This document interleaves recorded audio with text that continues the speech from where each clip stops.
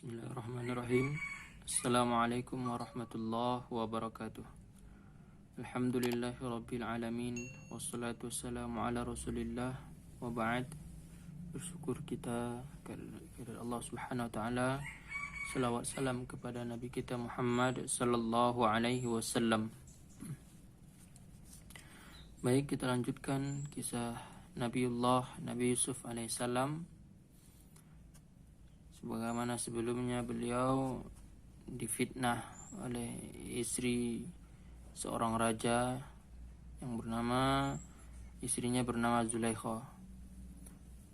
Nabi Yusuf dituduh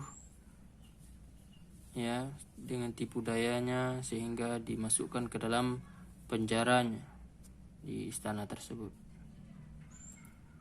Kemudian bertemulah dengan dua pemuda yang juga dimasukkan ke penjara oleh raja karena kasusnya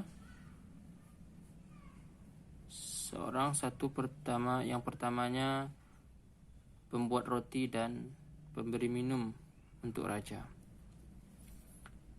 Nabi Yusuf mengartikan mimpi dua pemuda yang ada di dalam sel tadi, di dalam penjara tadi,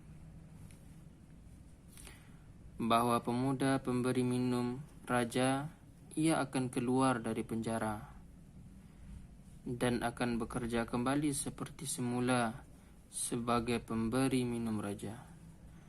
Adapun pemuda pembuat roti, ia akan keluar dari penjara dan disalib di atas kayu. Kemudian bangkainya akan dimakan oleh burung-burung. Nabi Yusuf tinggal di penjara beberapa tahun. Ketika pemuda pemberi minum raja dikeluarkan dari penjara, Nabi Yusuf berpesan agar ia menceritakan kisah Nabi Yusuf kepada Raja Mesir. Tetapi Allah berkehendak lain. Sang pemuda lupa dengan pesan Nabi Yusuf, karena Nabi Yusuf lebih lama tinggal di penjara.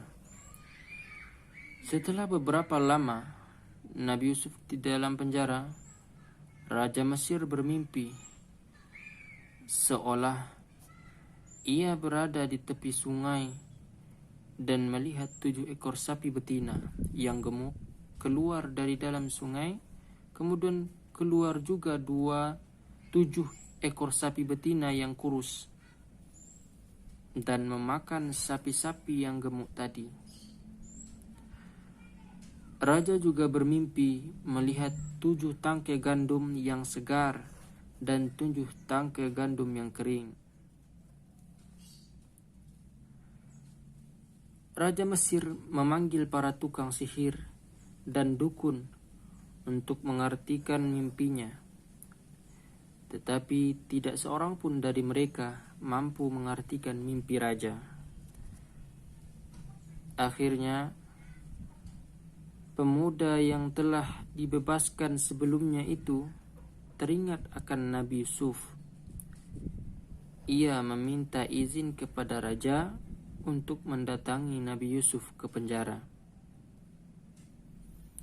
Sesampai di penjara, sang pemuda langsung menyampaikan mimpi raja.